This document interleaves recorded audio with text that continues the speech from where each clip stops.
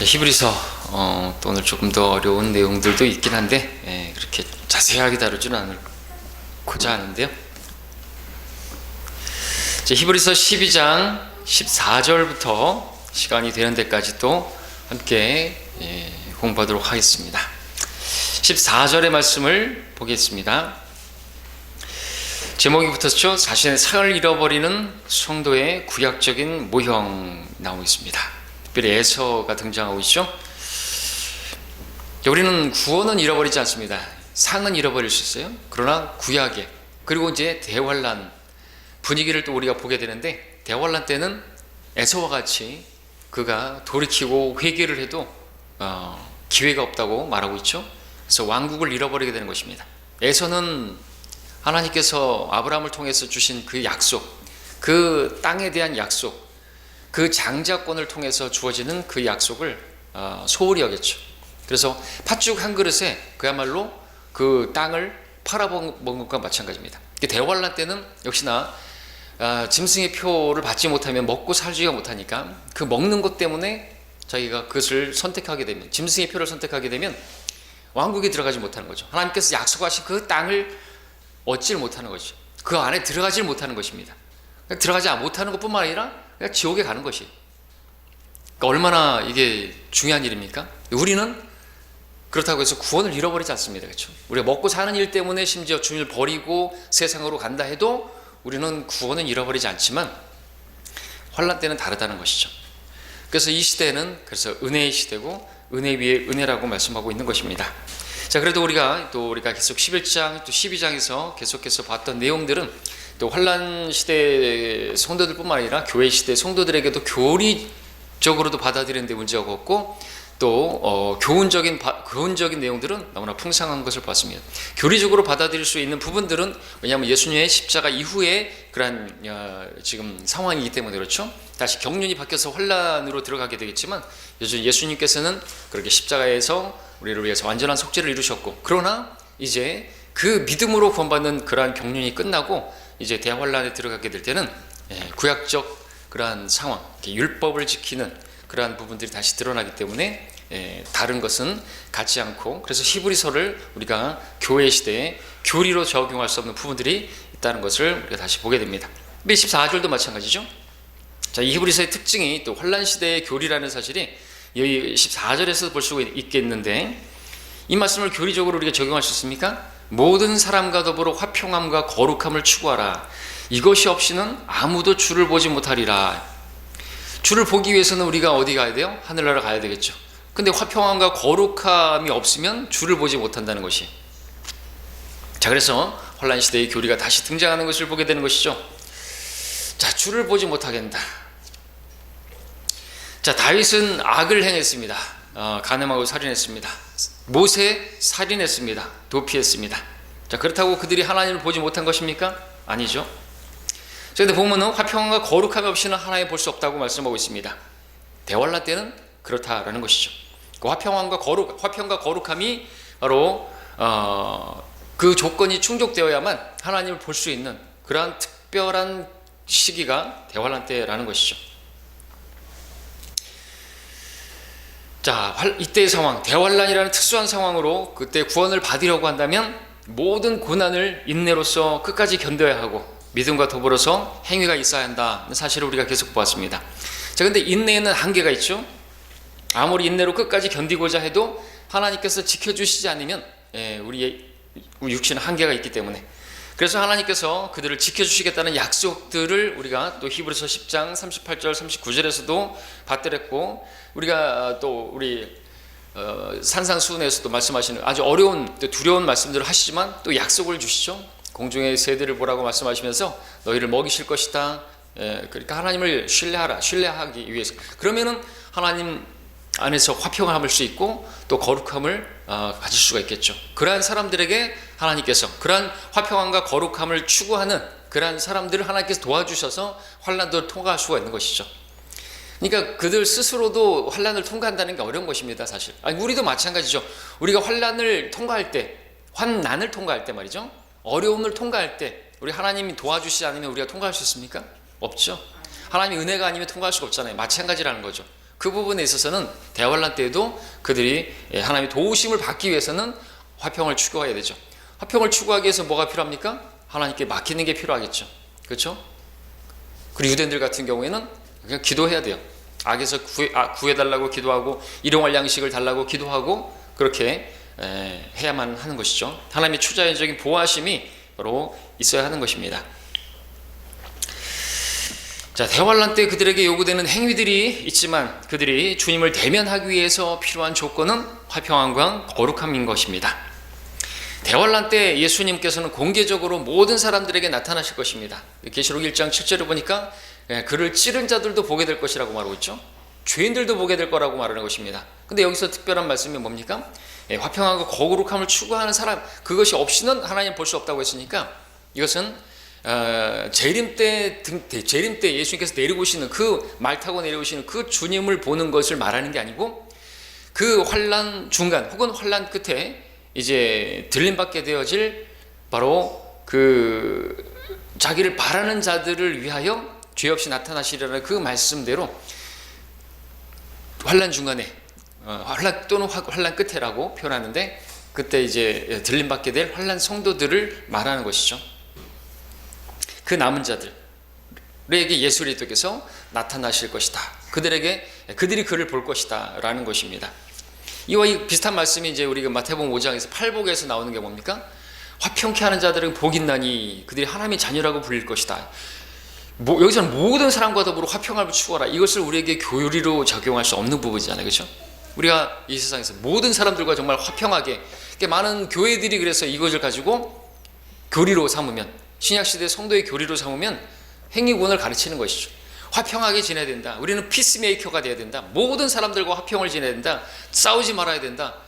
그래서 거룩하게 나 자신을 지켜야 된다. 그러지 않으면 하나님 볼 수 없다. 그럼 여러분들 가운데 저도 마찬가지고 하나님 볼 수 있는 사람은 아무도 없겠죠.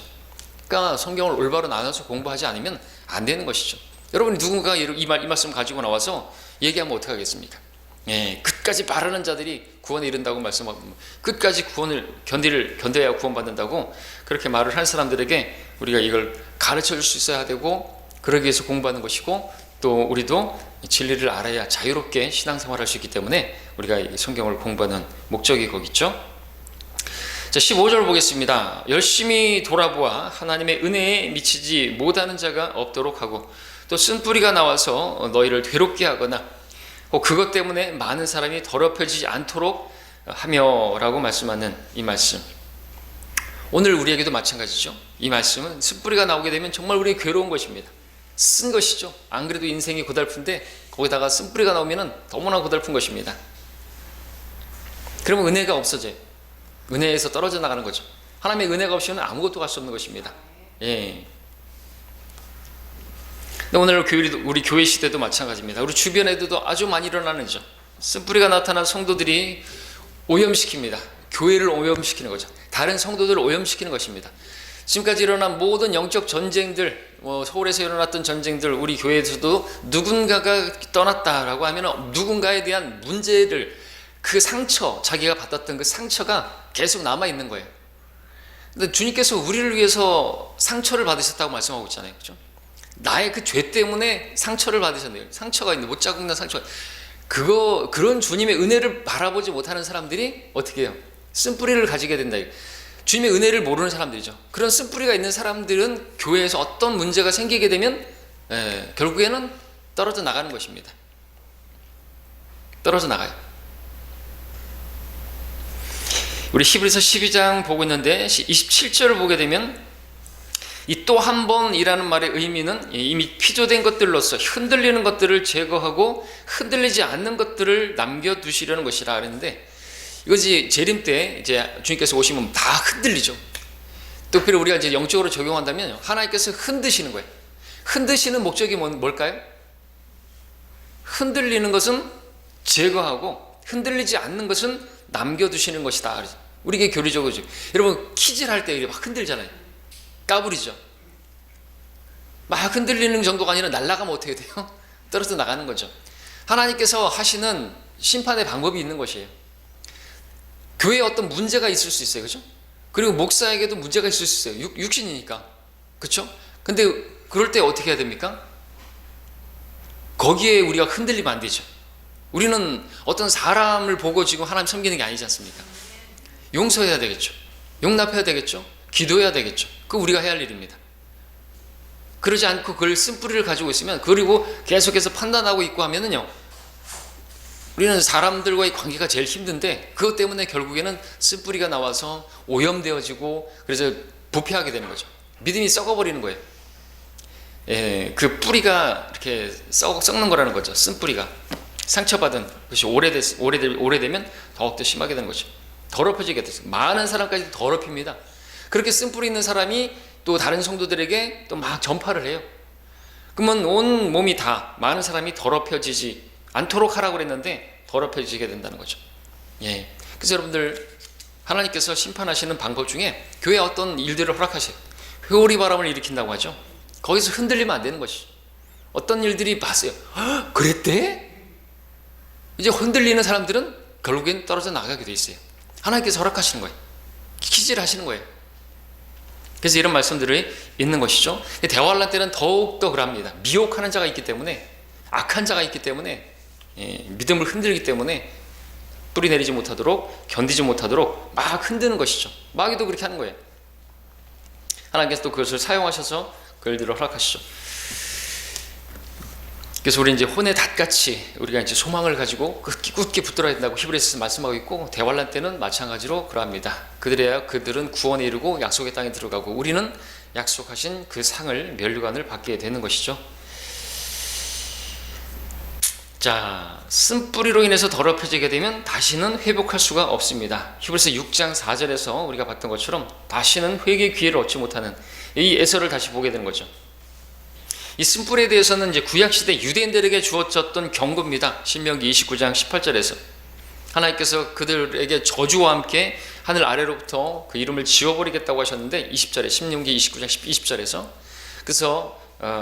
그래서 이것은 똑같은 경고가 여기서 주어지는 거죠. 유대인들에게, 환란 때 유대인들에게. 자, 그 경고가 지금 12장에서 주어지고 있습니다. 그래서 이 경고는 우리 교회 시대를 향한 경고가 아니라는 것을 알아야 되고요. 물론 영적인 적용은 가능합니다. 우리가 교회에서 떨어져 나가도 구원을 잃어버리지 않는다고 해서 그래도 떨어져 나가도 되는 것이냐? 그건 아니죠. 하나님의 은혜를 우리가 사모해야 된다고, 필요한 때에 도우시는 은혜를 계속 우리가 말씀을 전하고 있었죠. 그리고 또 28절에서도 그래, 흔들릴 수 없는 왕국을 다 흔드는데 흔들리지 않는 것을 남겨두시는데, 흔들리지 않는 것이 무엇인가? 그것은 왕국이다 이거죠. 이게 흔들리지 않은 사람들만이 왕국에 들어가는 거예요. 결국에는 어떤 상황에서도 믿음이 굳게 뿌리, 혼의 잣같이 그렇게 붙들고 있고, 그런 사람들이 흔들리지 않는 왕국에 들어가게 되는 거죠. 흔들린 사람들은 그냥 다 떨어져 나가는 거고요. 그러니까 영적으로는 우리 교회도 적용할 수 있잖아요. 그죠? 흔들리는 사람들은 떨어져 나가게 되어 있습니다. 그럼 마지막에 29절 뭐예요? 우리 하나님은 소멸케 하시는 불이심이라. 그들에게 예비된 것은 불인 것이죠. 그 끝은 불사름이라고 그렇게 또 6장과 10장에서 말씀하셨던 그런 불심판에 대한 말씀이 있는 것입니다. 하나님 두려우신 분이에요. 뭘 말려고 했냐면 28절에서 흔들릴 수 없는 왕국을 받으리니, 이 은혜를 소유하자 그랬죠. 우리가 이 은혜로서 하나님을 기쁘시게 섬기게 됩니다. 은혜가 없으면 안 된다는 거죠. 은혜에 미치지 못하는 사람들이 쓴뿌리가 나오게 되고, 쓴뿌리가 나온 사람들이 결국에는 어떤 문제가 교회에서 일어나면 그것을 가지고 문제 삼아서 떨어져 나가는 거죠. 교회에 이전하는 문제라든지, 교회가 이사하는 문제라든지, 교회에 무엇을 사는 문제라든지, 심지어는 피아노를 바꾸는 문제라든지, 심지어는 버티칼을 커튼 색깔을 바꾸는 문제에 있어서도 그게 하나의 어떤 그 기회가 되는 거죠. 아무것도 아니잖아요. 그죠? 피아노를 밑에다가 내려놓는 문제하고 올려놓는 문제 가지고 그렇게 싸워가지고 교회가 반쪽 나는 경우도 있고, 우리 서울교회에서도 그런 일이 있었습니다. 근데 그렇게 문제를 삼는 사람들은 쓴뿌리가 있는 거예요. 그리고 하나의 어떤 그것이 잡혀진 것이죠. 목사님이 차를 바꿨는데 차 이름이 카니발이야. 카니발은 이교도들의 축제인데 뭘 타야 되죠? 그럼 제네시스 사주라고. 제네시스, 창세기. 그죠? 그러니까 그 문제가 전혀 안 되는데 그런단 말이죠. 여러분들도 마찬가지입니다. 그냥 이렇게 은혜가 있으면 그런 것 아무것도 아니잖아요.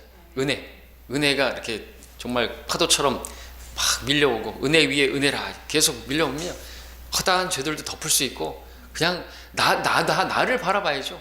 나를 향해서 얼마나 오래 참아주셨는가. 이게 실제적인 성경 공부죠. 자, 특별히 경고가 이제 에서와 관련되고 있는 것을 주목할 필요가 있습니다. 에서는 창세기 25장에서 장자 상속권을 팔았던 사람이죠. 에서에게서 상속권이 있었습니다. 근데 하나님께서 그 장자에게 주신 그 특권을 소홀히 여겼죠. 속된 자라고 여기서 말하고 있습니다. 한 그릇 16절에서 음식을 위하여 장자권을 판 에서와 같이 속된 자가 없도록 하라. 너희가 아는 바와 같이 우리가 아는 바와 같이 그 그가 축복을 유업으로 받으려고 했을 때 거절당하였으며 눈물로 간절히 구하였지만 회개의 기회를 얻지 못하였느니라. 기록하고 있습니다. 에서가 그렇게 소홀히 여기지 않았고 그랬다고 하면 아브라함의 하나님, 이삭의 하나님, 야곱의 하나님이 아니라 에서의 하나님이 되었겠죠. 그러나 이제 야곱의 하나님이 된 것이 어떻게 보면 죄 질로 본다면은 야곱이 더 나쁜 짓 했잖아요. 거짓말하고 속이고 막 염소털 붙여가면서 아버지를 속이고 그랬지만 하나님께서는 야곱은 사랑하셨고 에서는 미워하셨다고 그랬습니다. 그 결과를 보고 얘기한 거예요. 어떤 사람들은 또 창세 전부터 하나님께서 야곱을 선택하시고 에서는 미워하시기로 이렇게 정했다고 하는데 하나님께서 그 말씀하신 것은 다 보고 얘기하신 것이고 그리고 그렇게 우리 또 미워하시는 하나님 우리가 또 보게 되죠. 그러니까 우리도 미워해야 될 것들은 미워해야 되는 것입니다. 하나님께서 사랑이신데 에서를 미워하시다니 이해가 되지 않을 줄 모르지만 우리는 그런 하나님의 성품을 알아요. 인격적인 분이시죠. 그래서 우리도 미워해야 될 것들은 미워해야 돼요. 적극적으로. 어떤 사람들의 여러분 속지 마십시오. 사람은 죄는 미워하되 사람이 미워하지 말라. 그 진리가 아닌 것이. 그렇죠? 하나님께서 만약에 그렇다고 한다면 죄만 지옥에 보내야죠. 왜 사람을 지옥에 보내겠습니까? 그러니까 오해하지 말아야 되죠. 그런데 우리가 그렇다고 해서 이걸 또 막 사람 미워해도 되는구나 막 그러면 안 되겠죠. 그러니까 어떤 진리에 대해서 대적하고 성경에서 또 바울도 막 이름을 거명하잖아요. 알렉산더 그 구리 세공자라든지 뭐 이런 사람들, 그 디오트레페 이런 사람들에 대해서 이름까지 언급하잖아요. 영접하지도 말고 교제하지도 말라고 말하잖아요. 진리를 대적하는 사람들에 대해서는 그래서 우리 교회를 파괴하려고 그렇게 했던 사람들에 대해서는 그렇게 하는 것이 성경적이라는 것이죠. 그런데 그러지 않고 우리 연약함 가운데 있는 지체들을 향해서 그냥 미워하고 그러면 안 되겠죠. 그렇죠? 그거는 이제 선을 지켜야 돼요. 우리는 혈과 육에 대항하는 것이 아니라 마귀를 대항하는 것이기 때문에 그렇죠. 그러나 이제 결국에는 교회를 버리고 하나님 버리고 떠났다. 그럼 에서가 되는 겁니다. 하나님께서도 미워하시는 거죠. 이교도와 같이 여기라고 했습니다. 이방인 이교도는 마귀의 자식이에요. 그렇게 이제 대하는 것들이 우리에게도 필요한 것이죠. 자, 그래서 이 본문에서 에서의 모형이 되는 이들이 누구인가? 천년왕국이라는 안식의 땅에 들어가지 못하고 떨어져 나가는 유대인들, 다시 말해서 대환란 기간의 중간에 구원을 잃어버려서 다시 새롭게 하여 회복될 수 없는 그 유대인들을 말하는 것입니다. 에서가 눈물로 정말 그렇게 간구하고 복을 달라고 했지만 기회는 지나가 버린 것이죠. 오늘 은혜 시대에 구원받으라고 우리가 그렇게 외치는데도 안 받아들인 사람들은 기회가 끝나버리는 것이죠. 대환란에 들어가야 되는 거죠. 그때라도 그러면 이제 정신을 차려야 되겠죠. 그때라도. 근데 그때 가서 또 짐승의 표 받고 정부에서 받으라고 하니까 받고 그러고 나서 내가 또 그럴 이제는 기회는 없는 겁니다. 더 이상 남아있는 그런 기회는 없는 거죠. 물론 또 침례를 받음으로써 근데 침례를 받으려면 공개적으로 시인하는 것인데 참 어려운 것이죠. 그때는 침례가 곧 그들의 구원의 조건이 되는 것입니다. 우리는 물 침례는 우리 양심의 선한 응답이고 간증이죠. 자, 때문에 이 본문에서 에서가 지금 나오고 있는 것은 대환란 때 기회를 놓친 유대인들이 안식의 땅에 들어가지 못한다는 것을 말해줄 뿐만 아니라 구원을 잃어버리게 되면 다시 되찾을 수 없는 상황을 보여주는 그러한 말씀을 보여주고 있는 것이죠. 자, 이제 18절부터 이제 보게 되면은요, 쭉 한번 읽어보겠습니다. 좀 어려운 내용이죠. 구약적, 그야말로 유대적 내용이죠. 너희가 이른 곳은 손으로 만져볼 수 있는 불붙은 산도 아니요 캄캄함과 어두움과 폭풍과 나팔소리와 말하는 음성이 나는 산도 아니니라. 그 음성을 들은 자들은 자기들에게 더 말씀하시지 않기를 간구하였느니라. 이는 그들이 만일 들짐승이라도 그 산에 닿는다면 돌에 맞거나 화살에 맞으리라는 명령을 견뎌내지 못함이라. 그 광경이 그처럼 무섭기에 모세도 말하기를 내가 심히 두렵고 떨린다 하였느니라. 그러므로 너희는 시온산과 살아계신 하나님의 도성인 하늘의 예루살렘과 무수한 천사들과 하늘에 기록된 첫째로 난 자의 총회와 교회 모든 것의 심판자이신 하나님과 온전하게 된 의인들의 영들과 새 언약의 중보자이신 예수와 아벨의 피보다 더 좋은 것을 말하는 뿌리는 피에 이르렀느니라. 이런 말씀들을 보게 되면 참 익숙하지 않은 표현들이 나오는 것을 보게 되죠. 상당히 좀 어려운 내용들이 나오는데, 특별히 20절에서 나오는 견뎌내지 못함이라는 말씀이 나오고, 21절에서는 그 광경이 그처럼 무섭기에, 24절에서 이제 더 좋은 것을 말하는, 25절에서 그분을 거절하지 말라는 말씀, 26절에서 그분의 음성이 땅을 뒤흔들었거니와, 29절에서 이제 또 우리가 아까 봤던 하나님은 소멸케 하는 불이심이라는 말씀들이, 표현들이 그것이죠. 그리고 또 이제 마지막으로 있는 12장의 마지막 9절, 29절 같은 경우 우리 하나님은 소멸케 하시는 불이심이라. 유대인들을 향한 유대적인 그런 내용이라고 말씀드렸는데, 특별히 29절 같은 경우가 그렇습니다. 우리 하나님이라는 표현이 그렇다라는 거죠. 성경에서 유대인들은 항상 하나님 부를 때 민족적으로 우리라고 부르죠. 주기도문에서도 하늘에 계신 우리 아버지, 이런 표현들이 바로 우리 신약의 성도들하고는 다른 그러한 호칭이 되는 거죠. 우리 그리스도인들은 개인적으로 예수님을 영접해서 개인적으로 우리는 어떻게 부릅니까? 나의 주, 나의 하나님이라고 부를 수 있는 그러한 사람들이 있습니다. 친히 아버지라 부를 수 있는 그러한 영을 허락하셔서. 근데 유대인들은 달랐던 거죠. 유대인들이 우리라고 말하는 것은 그 같은 문맥을 보게 되면 항상 하나님께서 너희라는 표현과 같이 나오는데, 우리와 너희, 그래서 그들은 유대인을 가리킵니다. 예를 들면 마태복음 6장 7절에서 너희는 기도할 때 이교도들이 하는 것처럼 헛된 반복을 하지 말라 말하고 있고, 6장 32절에서는 이런 것들은 모두 이방인들이 구하는 것이라. 하늘에 계신 너희 아버지께서는 너희에게 이런 것들을 필요한 줄을 아심이라. 그래서 너희는 바로 유대인들이고, 유대인들은 이방인들과 구별되어서 그렇게 나오고 있습니다. 그러면서 그들이 기도할 때는 하늘에 계신 우리 아버지라고 그렇게 말씀하시는 그런 마태복음 6장의 말씀이, 주기도문이 거기 나오죠. 신약에 우리가 그럼 그럴 때 우리가 우리 하나님이라고 말하면 안 되느냐? 그건 꼭 아니죠. 근데 구약 성경, 그리고 이제 이 히브리서가 이제 사도 바울 서신이긴 하지만 여기서 한번 우리 하나님이 나오고, 구약에서는 100번 넘게 나오는데 바울 서신에서는 딱 3번만 나와요. 우리 하나님이라는 표현이. 우리 하나님이라는 표현은 우리가 못 쓰느냐? 못 쓸 건 아니죠. 그러나 이렇게 보게 되면 다르다라는 것이죠. 우리가 우리 하나님이라고 부를 때는 이제 우리가 교회에서 예배 때, 공중 기도할 때, 대표 기도할 때, 그렇죠? 근데 이거를 어떤 분들은 이제 또 그걸 너무 또 지나치게 해서 기도할 때도 마지막에 우리 주 예수 그리스도의 이름으로 기도합니다. 우리 하나님 이렇게 이제 하지 않고 나의 하나님, 결국에 끝에도 내 주 예수 그리스도의 이름으로 기도했습니다. 그럼 자기 혼자 기도한 거잖아요, 그죠? 같이 회중과 더불어서 기도하는 것이니까 꼭 굳이 그렇다고 해서 우리가 우리 하나님이라고 표현하지 말라는 법은 없는 거죠. 근데 교리적으로 그렇게 성경으로 나와 있기 때문에 그것은 알아야 된다는 것이죠. 우리가 계속해서 봤던 다른 것은 같지 않기 때문에 그렇습니다. 자, 구원받지 않은 사람은 이 시대에 우리 하나님이라고 부를 수도 있겠죠. 우리 하나님이라고.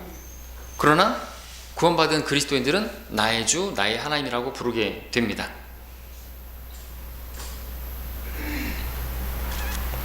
그러나 구원받지 않은 사람이 하나님을 나의 하나님이라고 부를 수 없겠죠.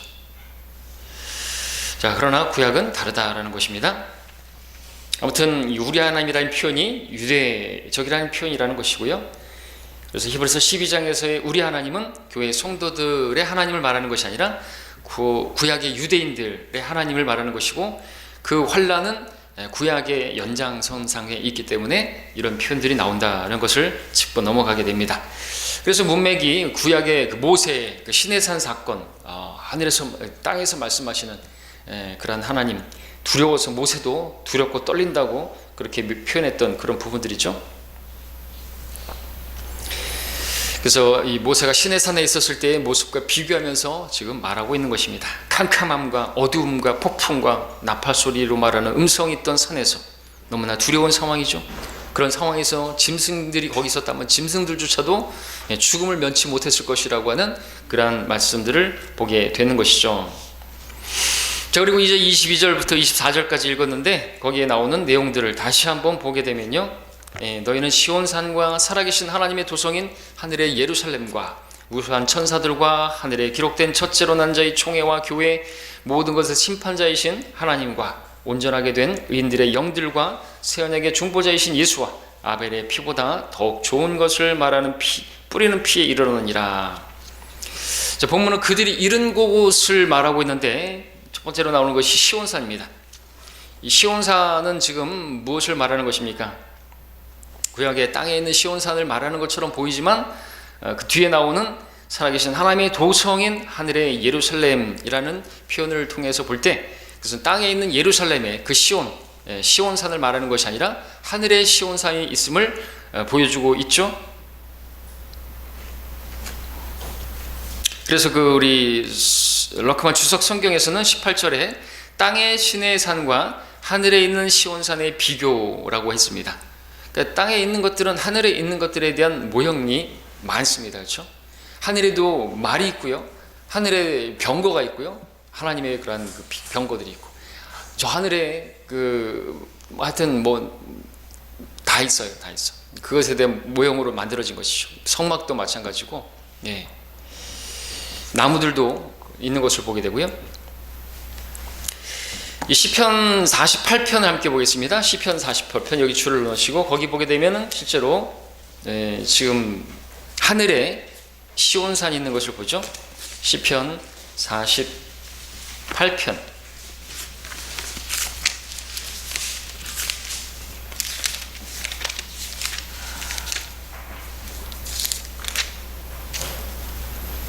(1절) (2절을) 보면요, 주는 위대하시니 우리 하나님의 도성과 그의 거룩한 산에서 크게 찬양받으시리로다. 북편에 있는 위대한 왕의 도성 시온산은 그 자리 잡은 곳이 아름다우며 온 땅의 기쁨이니 라고 말하고 있습니다. 자, 그러한 곳이 또 이제 모형적으로 이 땅에 있었던 곳이고요. 시온산, 바로 예루살렘, 하나님의 도성, 하나님의 산, 거룩한 산. 여기서 북편이라고 나오는 표현님, 하나님 보좌가 있는 저 셋째 하늘 북편을 말하고 있는 것이죠. 그렇기 때문에 히브리서에서 지금 말씀하고 있는 시온산은 이 땅의 시온산이 아니라 하늘의 시온산인 것을 알게 됩니다. 그러니까 원형적인 시온산은 바로 하늘에 있다라는 것이고요. 그리고 히브리서 12장으로 다시 돌아와서 보게 되면 여기 있는 내용들은 다 하늘에 있는 것들을 말하고 있죠. 시온산, 살아계신 하나님의 도성인 하늘의 예루살렘, 무수한 천사들, 하늘에 있죠. 천사들은 헤아릴 수가 없습니다. 그래서 무수하다 그러죠. 계시록에서는 천천히요 만만이라 그랬는데 1000 곱하기 1000, 만 곱하기 만 헤아릴 수가 없습니다. 무한대수의 숫자가 나오죠. 헤아릴 수가 없어요. 하늘의 별들을 헤아릴 수가 있습니까? 바다의 모래를 헤아릴 수 없죠. 그와 같이 천사들도 헤아릴 수가 없습니다. 무수하죠. 이게 하나님은 근데 헤아릴 수 있겠죠. 하나님은 하늘의 별들을 그 수요대로 부르신다고 시편에서 말씀하고 있으니까 별들의 수를 다 알고 계신데,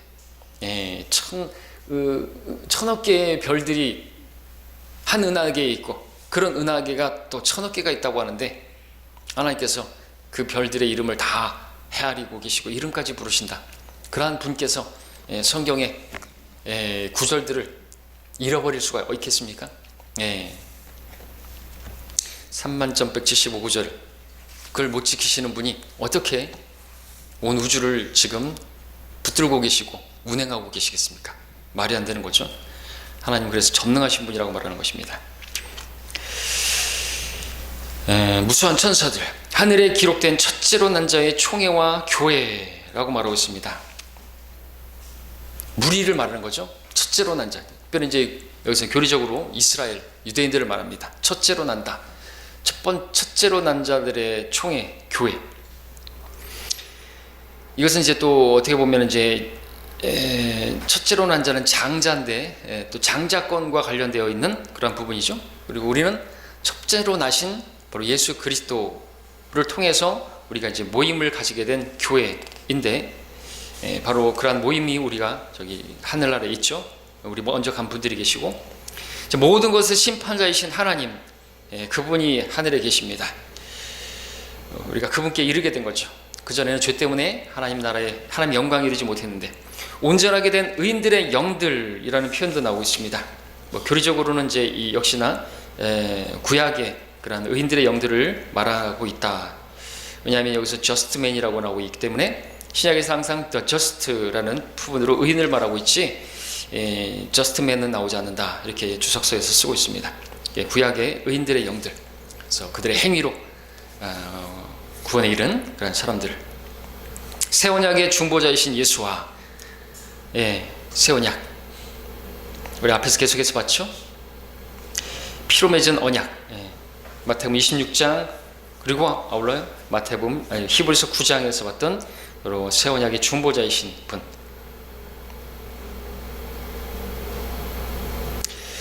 아벨의 피보다 더 좋은 것을 말하는 뿌리는 피에 이르렀느니라. 피가 말을 한다. 아벨의 피. 창세기 4장 10절에서는 내 아우의 핏소리가 땅에서 내게 부르짖는다. 복수를 말하고 있죠. 피는 피를 부른다.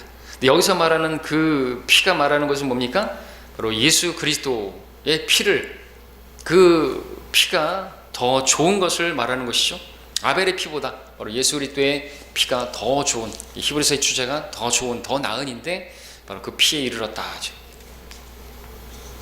아무리 구약에서 또 그렇게 아벨이 드렸던 그 제사가, 그 피의 제사가 하나님께서 받으셨다 할지라도 하나님께서는 지금 예수 그리스도의 피, 거기에 대한 모형일 뿐이고 온전한 그러한 제사가 드려졌기 때문에 그분을 받아들여야 한다는 그런 말씀을 주고 있죠.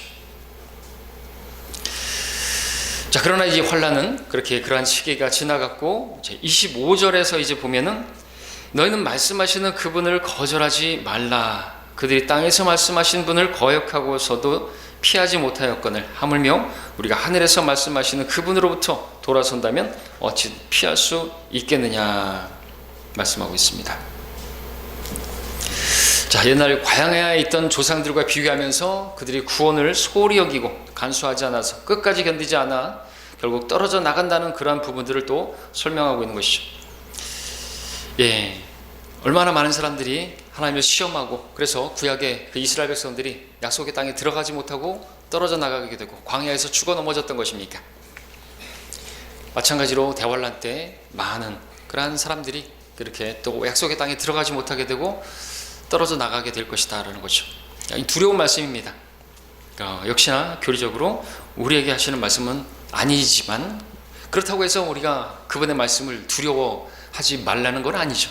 우리 하나님 말씀을 들을 때 또 실제로 이 땅에서 사람이 말하지만 그 사람이 말하는 말을 하나님의 말씀으로 듣는다면 하늘에서 직접 우리에게 주시는 말씀으로 들어야 되겠죠. 두려운 말씀으로 들어야 되겠죠.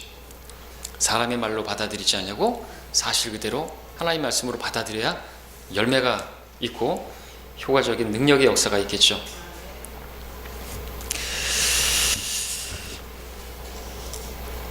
자, 두려운 말씀입니다. 이스라엘 백성들은 땅에서 말씀하시는 하나님을 거절했습니다. 그래서 하나님의 저주를 피할 수가 없었습니다. 하늘에서 말씀하시는 분을 거절한다면 하나님의 저주를 피할 수가 있겠는가 하는 것이 본문의 설명이다.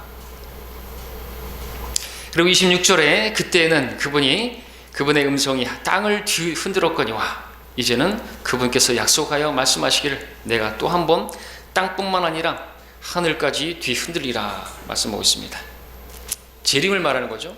이 구절은 학개 선지자의 학개 2장 6절의 말씀을 지금 인용하고 있는데 만군의 주가 이같이 말하노니 조금 있으면 하늘과 땅과 바다와 육지를 내가 또 한 번 흔들 것이요 라고 했습니다. 다음 절에서는 또 내가 민족들을 진동시키리니 모든 민족들의 열망이 이르리라. 그러면 내가 이 집을 영광으로 채우리라. 만군의 주가 말하노라 말씀하고 있습니다.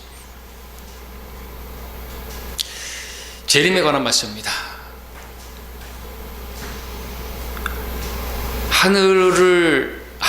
하늘에서 말을 타고 내려오시는데 땅만 흔들리는 게 아니라 그래서 하늘까지도 흔들리는 거죠.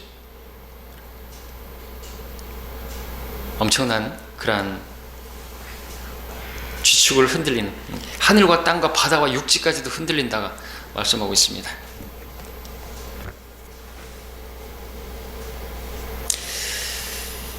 그래서 27절에서 그래서 말씀하고 있죠. 또 한 번이라는 말의 의미는 이미 피조된 것들로서 흔들리는 것들을 제거하고 흔들리지 않는 것들을 남겨두시려는 것이라. 흔들리지 않는 것들이 무엇인가? 그것은 바로 그 문맥에서 28절에서는 왕국을 말하죠. 하나님께서 약속하신 이 왕국, 흔들릴 수 없는 왕국.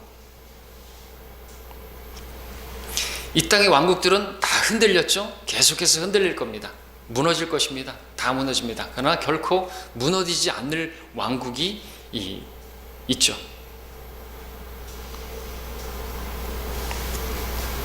여기서 27절에서 자세히 보면 흔들리지 않는 것들이라고 복수로 말하고 있습니다. 흔들리지 않는, 흔들리는 것들을 제거하고 흔들리지 않는 것들을 남겨두시라 했으니까 흔들릴 수 없는 왕국 외에 또 흔들리지 않는 것들이 있다라는 것을 전제하고, 그것들이 무엇인가? 럭커 목사님 주석에는 첫째는 하나님의 은혜는 흔들리지 않는다. 그러니까 우리가 은혜로 구원을 받았다면 우리도 구원에 있어서 흔들리면 안 되겠죠. 흔들리지 않는 은혜라. 둘째, 하나님의 자비도 흔들리지 않는다 말하고 있습니다. 하늘보다 높고 땅보다, 하늘과 땅의 그러한 그 차이만큼 헤아릴 수 없는 자비라 말하고 있습니다. 하나님의 사랑 역시나 흔들리지 않는다. 그래서 우리의 구원은 흔들리지 않는다. 하늘에 있는 우리의 집도 흔들리지 않는다. 하나님의 약속에 대한 우리의 믿음은 흔들리지 말아야 된다. 일곱째, 하나님의 신실하심과 완전하심은 흔들리지 않는다. 여덟째, 새하늘과 새 땅은 결코 흔들리지 않는다. 그러니까 흔들리지 않는 것들을 바라보게 되면 우리도 흔들리지 않게 되겠죠. 근데 우리가 흔들리는 세상을 바라보게 되고 우리가 거기다가 우리의 눈을 고정하게 되면 우리도 흔들리게 되겠죠. 세상에 되어지는 일들, 내 앞에 지금 벌어진 일들, 그런 것들을 바라보면 나도 흔들리게 될 것입니다. 그러나 여기서는 우리가 흔들리면 안 된다 말하고 있죠. 말씀드렸던 것처럼 교회 안에서도 우리 사람들은 다 흔들릴 수 있어요. 인간의 마음은 얼마나 잘 흔들립니까? 인간의 마음은 얼마나 잘 변합니까? 우리 마음을 우리가 스스로 우리 자신을 신뢰할 수가 없고 다른 사람들도 마찬가지죠. 그런 사람들을 바라보고 있으면 흔들리게 되겠고 또 그러한 사람들을 바라보게 되다가 결국에는 쓴뿌리가 나오게 되고 결국에는 더럽혀지게 되는 것입니다.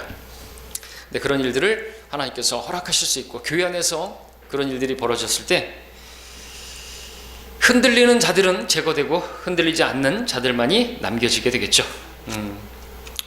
그리고 영적으로 적용하지만 은혜를 그래서 소유해야 된다 말씀하고 있습니다.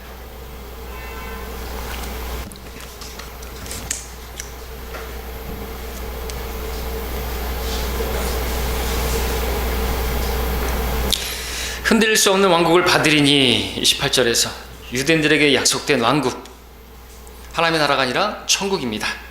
아브라함에게 약속된 그 땅, 다윗에게 약속된 그 왕국에 들어갈 것이죠.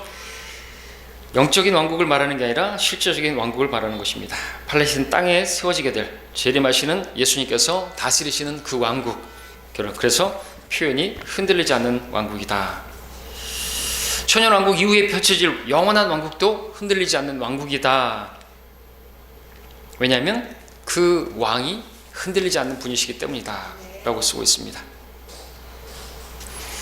28절에서 다시 우리가 이 은혜로서 하나님을 기쁘게 섬기되 경외함과 경건한 두려움으로 할지니 라고 했습니다. 저기서 하나님을 두려워하라고 말을 할 때 말 그대로 하나님을 두려워하는 거죠. 무서워 벌벌 떠는 것입니다. 여기서 인용하고 있는 경건한 두려움을 말하는 것이 아니라는 거죠.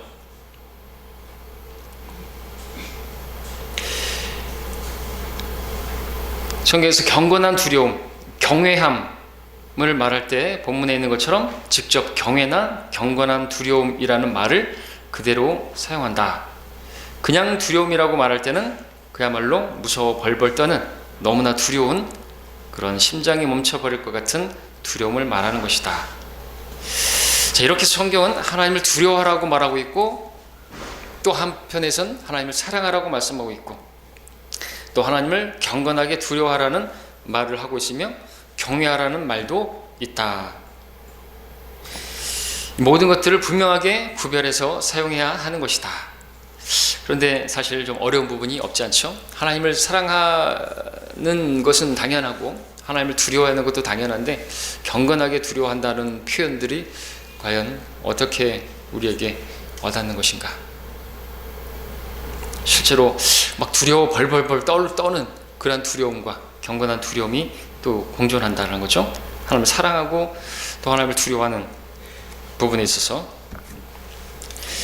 자, 그리고 우리가 이 은혜로서 하나님을 기쁘게 섬기되라고 했는데 은혜는 섬김과 관련되어 있다, 그죠?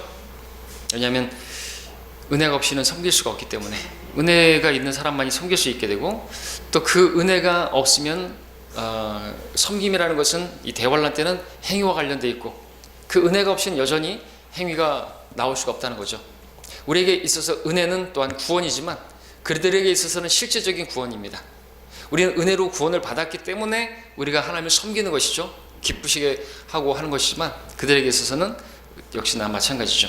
여전히 예수님의 십자가는 서 있고 그 뒤로 이제 서 있고 때문에 그 은혜를 그들은 추구해야 되는 것입니다. 구원과 관련되어 있습니다. 물론 우리도 은혜가 우리의 구원과 직접 관련이 있지만 말입니다. 자, 29절에서 우리 하나님은 소멸케 하는 불이심이라. 우리 하나님 말씀드렸던 것처럼 구약적인 명칭이라는 것을 설명했습니다. 구약적인 상황이라면 또한 이것은 대환란의 상황이라는 것이고요. 왜냐하면 환란은 구약의 연장선상에 놓여 있는 것이기 때문이다. 구약은 하나님께서 유대인들을 다루시는 유대인의 경륜이었습니다. 그런데 신약에 와서는 십자가로 인해서 그 경륜이 교회로 바뀌게 되었고요. 그래서 유대인의 경륜 속에서 율법과 행위로 다루시던 그 하나님의 계획이 오늘날 우리가 사는 이 교회의 경륜 속에서는 은혜와 믿음으로 바뀌게 된 것이고요. 그럼 우리가 휴거되고 나면 교회 시대는 끝이 나게 되고 그 경륜은 유대인에게 돌아가고 그리고 다시 율법과 행위가 있어야만 구원이 이루어지는 그런 시대가 오는 것입니다. 그렇기 때문에 구약 시대와 환란 시대에는 많은 부분 비슷한 것이죠. 자, 여기까지 공부하고요. 다음 시간에 우리 13장을 공부하도록 하겠습니다.